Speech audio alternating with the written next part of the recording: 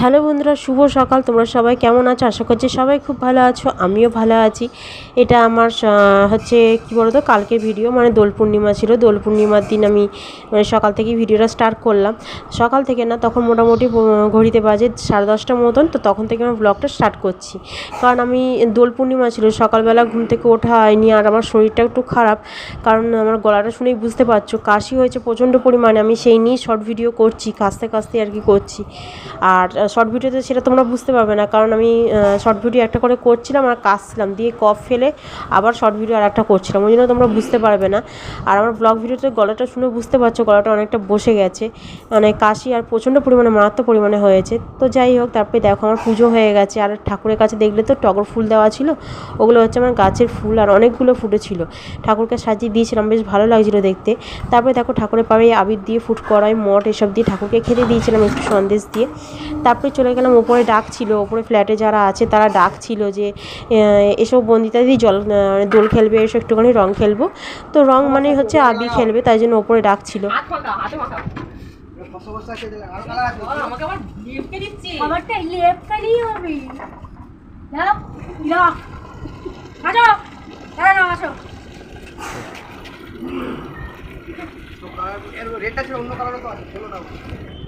এটাই পছন্দ করে।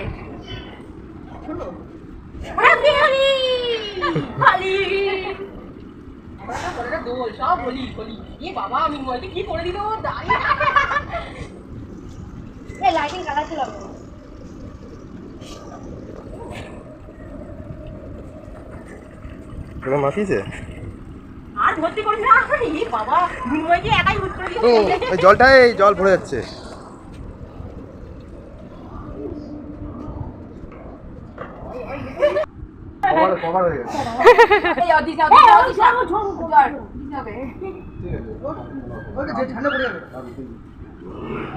এই সব মাথায় বাবা এবার ডিজাইন করছে।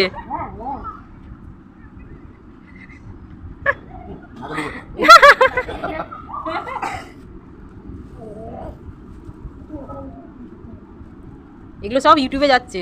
হ্যাঁ হ্যাঁ দাও, তোমার চ্যানেলটা ইয়ে করো তো, বড় তো চ্যানেলগুলো কেন ফাঁকা লাগবে? বেগুনি আর সবুজ হয়ে গেছে, বেগুনি সবুজতে। বাবা কারো গায়ে দিও না জল, তাহলে ভিজে যাবে। আমার গায়ে দিয়েছিস আর দিস না, জল দিস না, এমনি ছাদে নিয়ে খেল, ছাদে খেল। রঙের জল এমনি জল করে দে। ই বাবা, ও তো স্ট্যাচুয়ে দাঁড়িয়ে আছে।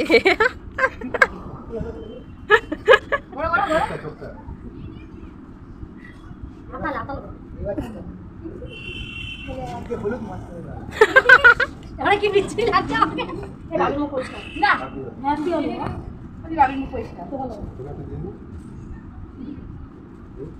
ক্রিমের মতো মাখিয়ে দিচ্ছে। অল্প করে দাও, অল্প করে। আমি দিয়েছি। না ওদের ক্যামেরাটা কাউকে দাও, দিয়ে তোমার এটা তুলে দাও তো।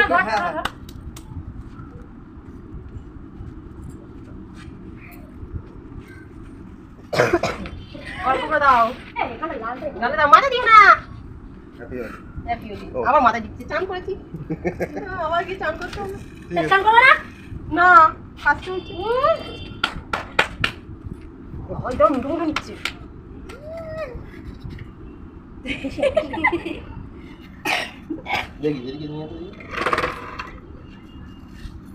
আবার মাথা দিবে। সবাই খাবে, উনি খাবে না। সবাই না, উনি মাখবে না। এই এরকম করে চুল করে, এরকম করবে। মিনময় তুই কথা বল। মিনময়ের নাকের মাঝে কেন মিনময় কি মানে ইয়ার গিনিপিগ নাকি, যা এক্সপেরিমেন্ট হবে ওর উপর হবে?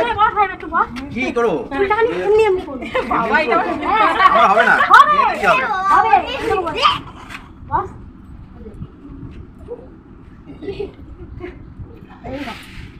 বাবা নাটক লাগে না, নাটক নাই এসব। ঘোড়াটাগুলো চাপ পড়ে গেছে গেঞ্জিতে।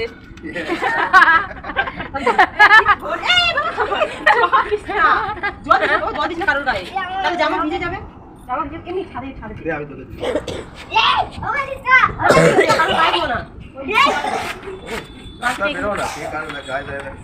মাথায় টেপে দেবে রাস্তায় বেরোলে, মাথা থেকে ভাঙাবো বাবাকে আগেবারই খাওয়া হয়েছিল। আর অ্যাকচুয়ালি তো রং খেলা এই টাইমটা, আবির খেলা বিকেলটা, এখন কেউ রং খেলা। আমার মা সব জায়গায় যাবে।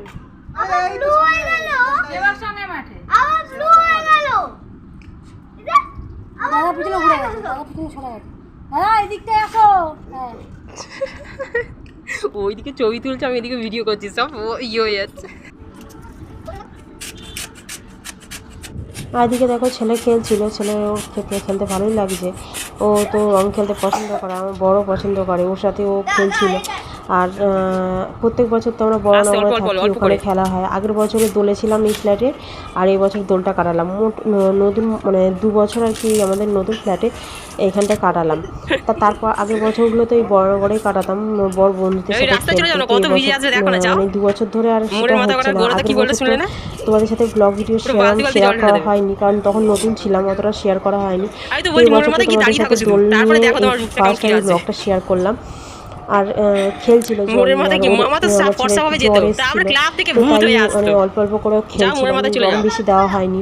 আর এখন রং তো তোমরা জানোই, রং মানে খুব আর কি বলবো, অনেক কেমিক্যাল মেশানো থাকে। আবিরেও থাকে, কিন্তু আবিরটা অতটা রংটা যেমন অনেকটা মানে মারাত্মক, তো আবির তো সেরকম না, তাই একটু ওই আবির দিয়ে আর কি জলের মধ্যে দিলে ওটাই করা হয়েছিল। তো এই নিয়ে ছেলে খেলছিল। তারপরেই দেখো হয়ে গেছে, এসে চান করে নিয়েছিলাম, আর রঙগুলো আমার ওঠেনি এখনও, কিছু কিছু জায়গায় দেখো থেকে গেছে। তো চান করে নিয়ে তারপরে রান্নার কাজে নেমে পড়েছি, কারণ রান্না বান্না তখন কিচ্ছু হয়নি। সারাদিন তোমাদের তো বললাম উঠতে উঠতে আমার একটু দেরি হয়ে গেছিলো। তারপর পুজো আচ্চা করে তারপরে ওপরে রং খেলতে গেলে তো ওখানে অনেক টাইম চলে গেছিলো।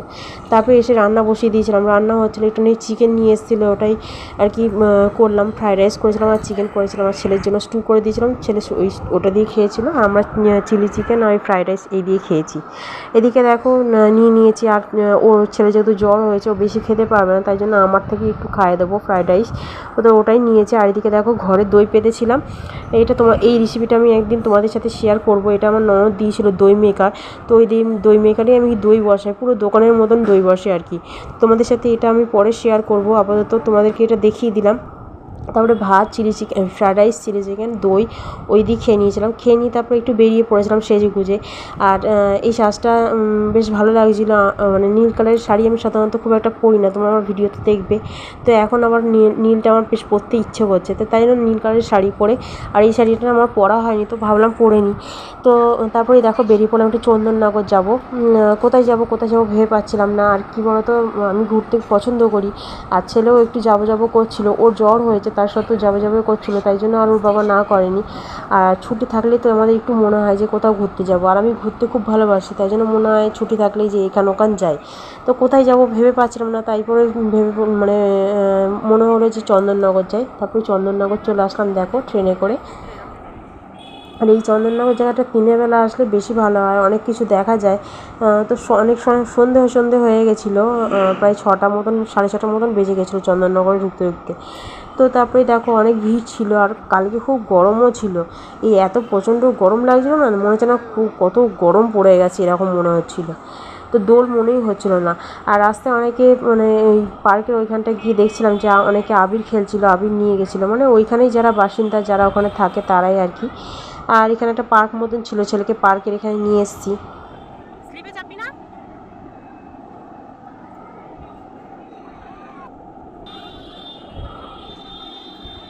তো খুব মজা পাচ্ছিল এই যে এইখানটায় খেলে, এর ওপর দিয়ে উঠে মজা পাচ্ছিল, ওখানে সারাক্ষণ আর কি খেলছিল। আর আস্তে আস্তে এই যে অল্প বাচ্চা দেখছো, আস্তে আস্তে অনেকগুলো বাচ্চা হয়ে গেছিলো, যারা এই খেলাটা মানে ঝুলে এই খেলাটা খুব মজা পাচ্ছিল আর কি।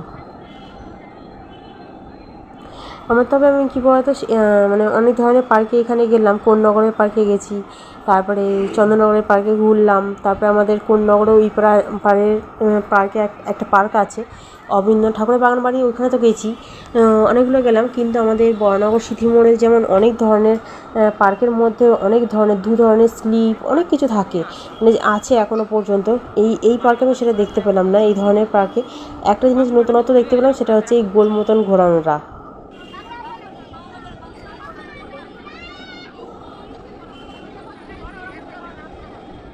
এই জিনিসটা একমাত্র আমি নতুনত্ব দেখলাম, বাকি কিছু নতুনত্ব দেখিনি। আর আমাদের সিথিমোড়ের পার্কে অনেক ধরনের খেলার জিনিস আছে। আমি ছেলেকে যখন আমি বরানগরে থাকতাম তখন আমি ছেলেকে নিয়ে যেতাম, মানে প্রায়ই বলতে রোজই যেতাম আর কি, হেঁটে হেঁটে যেতাম। কিন্তু আমাদের বাড়ির সামনে তো সেরকম পার্ক নেই, তাই যেতে পারি না। একটাই আছে অবনীন্দ্রনাথ ঠাকুরের বাগান বাড়ি, ওইখানটায়। কিন্তু ওখানে যেতে হলে আমাকে টোটো করে যেতে হবে, অটো করে যেতে হবে, অনেকটাই মোটামুটি দূর আছে আমাদের বাড়ি থেকে। তো আর এদিকে দেখো গাছের ফাঁক থেকে চাঁদ উঁকি মারছিল, আর আমি ওইখানটায় বসেছিলাম, মানে গঙ্গার ধারের ওইখানটায় বসেছিলাম। তো ভাবলাম এই আমার অন্ধকারে বেশ ভালোই লাগছিলো, হাওয়াও দিচ্ছিল। তো ভিডিওটা ক্যামেরাতে অতটা ভালো ছবি উঠছিল না, তাও একটু মানে শেয়ার করলাম তোমাদের সাথে। আর খুব সুন্দর মানে হাওয়া দিচ্ছিলো, বসে বসে ওখানে গঙ্গার ধারে বসেছিলাম, তো খুব ভালো লাগছিলো। তারপরে বাড়িতে এসে ভিডিও করতে পারিনি, তাই জন্য আর তোমাদের সাথে সেটা শেয়ার করা হয়নি। বাড়িতে এসে প্রচণ্ড টায়ার্ড লাগছিলো, শরীরটাও খুব মানে খারাপ লাগছিলো। আর শর্ট ভিডিও করলাম, তারপরে ছেলের জ্বর চলে এসেছিলো, তাই জন্য আর করতে পারিনি। আমার ভিডিওটা আমি এখানে শেষ করছি। তোমরা ভালো থেকো, সুস্থ থেকো, টাটা। আবার অন্য একটা ভিডিও